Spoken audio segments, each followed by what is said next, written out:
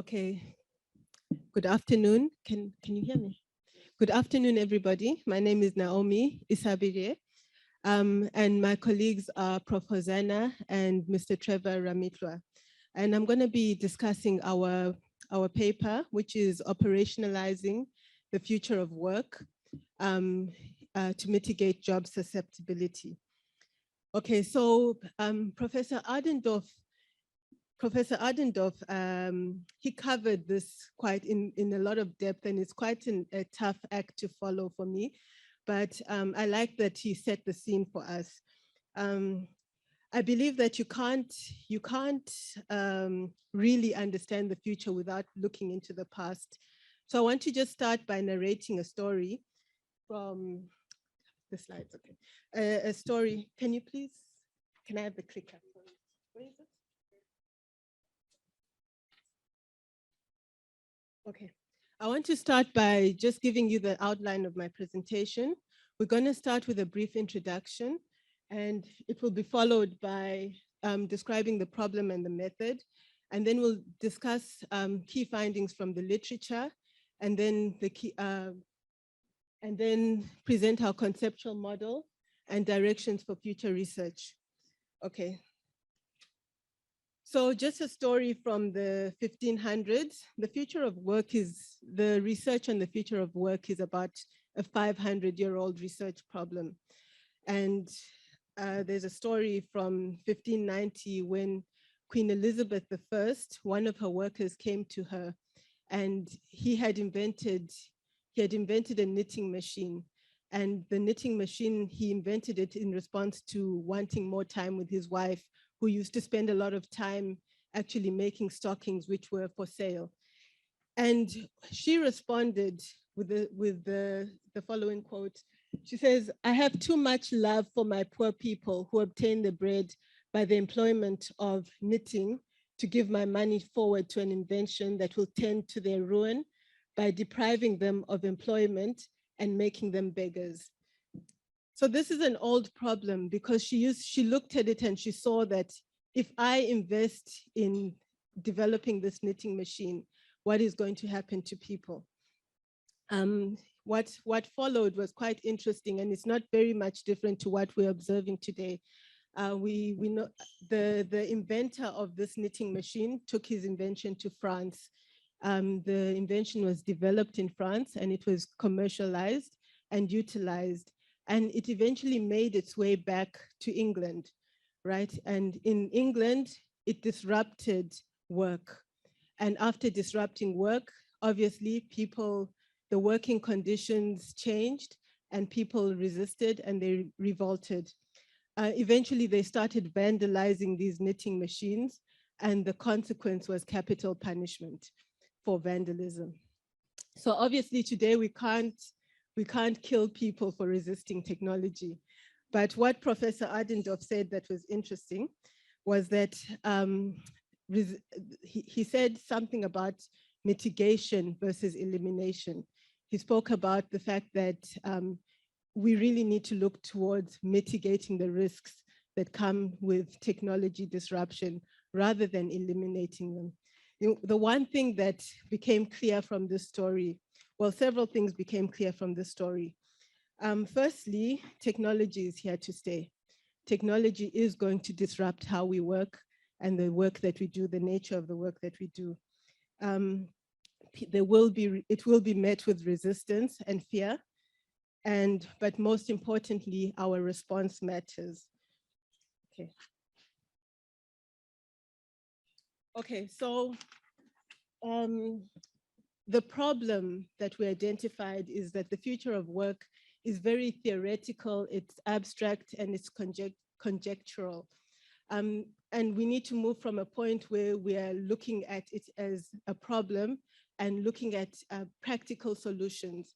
So what we aimed at doing is to operationalize it, to move from a state of describing and theorizing around it to actually having a model that gives us measurable, that quantifiable and measurable questions that can help us to predict the outcome of the future of work. As Professor Ardendorf said, is that we can't predict completely, but it helps us to understand better and to know how to respond to changes in work. Okay, so in terms of operationalization, we find that researchers tend to measure irrelevant concepts or inconsistently apply methods. And we also need to reduce the subjectivity and increase the reliability associated with the future of work. Okay, so how did we develop our model?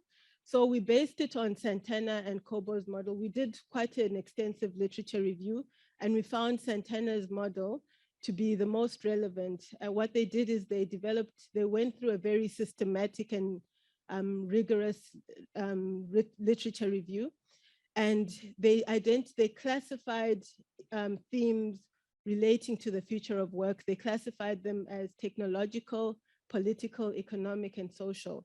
And then they identified key sub-themes in each of those categories. So we took each of these sub-themes and then we used a snowballing process to actually understand each of these sub-themes more deeply and to understand which questions needed to be asked in order to develop an instrument for quantifying and measuring the future of work. And then finally, we created a questionnaire based on the themes and the items that we identified. These are some of the themes that we narrowed it down to. So firstly, the new forms of work. This relates to the gig work, crowd work, and all the new forms of the platform workers and all the issues surrounding how people are working now, remote work and so on, and how these are being influenced by technology. So some of our questions came from the new forms of work. New forms of work, there's also the nature of work has changed. So for example, they say that the future jobs they do not exist yet. So in terms of the nature of work, we got to see that, there are new jobs emerging and some jobs are being displaced. And there's a lot of social issues that emerge from there. For example, people get anxious, there's burnout in trying to adapt and actually learn how to do a different job, a job that you were not really skilled and prepared for. And then the labor market, there's a lot of disruption that happens there. The forces of supply and demand come into play because as we have gig workers, the dimensions of time and space change as we look at the future of work. So for example, the boundaries, geographical boundaries are actually extending. We're competing with workers from India and China.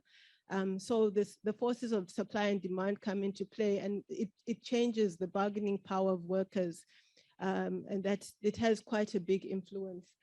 Industrial relations, some of the literature points to the changing role of trade unions and also how do organizations respond to changes? What are the policies within the organization and then regulatory policies around labor and how do they impact the future of work? Job displacement, that is something that has been spoken about extensively throughout this conference. People stand the risk of losing jobs, not because there are fewer jobs, because the literature does actually point to the fact that jobs are being created probably faster than they're being lost, but people are not yet appropriately skilled to fill the jobs that are required by the market today. And then finally, precarious jobs. Precarious jobs, again, back to the gig economy and the uncertainty and the risk and the fact that, the conditions of employment are changing now because we no longer have that contract that's predictable, the retirement plan, and so on. And all of these, ultimately, they affect the future of work. Okay, so this is our model and it looks like a mouthful, but this is how I will explain it. So firstly, we see technology as the catalyst for much of these changes. And then the political, economic, and social environment. That is where the response lies, and that is also where it also responds to changes in technology. And then finally, the outcome is the risk of job losses. So our model and our instrument aims at looking at each of those constructs. And the aim is to really ask the right questions to understand how each of these constructs relate to one another.